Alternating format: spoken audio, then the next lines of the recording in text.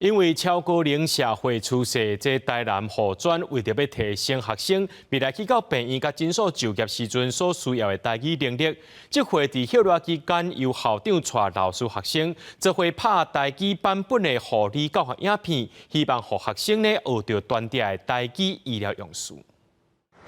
消毒由内边向外安尼洗过。护理师当咧甲病人消毒手指头啊，才搁摕彩绘针甲血糖机来确保病人的血糖敢有稳定。无讲掠准这是病院，毋过这其实是台南护专拍戏场景，校长带头变装，假做护理师，插学生伫休热期间到顶翕台语护理影片，运用校内临床机能中心的器具，全台语来解剖拍痰甲脾胃讲的流程。拍这个影片其实嘛是有帮助的，因为会当知影讲拍痰的，就是要安怎讲啊，要安怎卫教啊。台南护专会当来支持这个护理台语，我感觉足欢喜。申请这个吼，就是要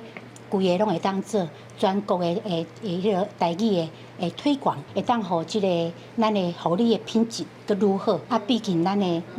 台湾人爱讲台语吼，这是咱足重要的代志。学校发觉学生伫临床实习的时，拄到专有名词也是听雷。为了提升学生的医疗台语能力，校方才有拍影片的想法，希望通改善学生参病人的关系，嘛会当减少误诊的风险。实际去病院行一转，新台病院医生指出，伫南部的门诊内，将近80%拢用台语来沟通。你讲国语其实嘛听有，其实讲台语伊可能听得较清楚。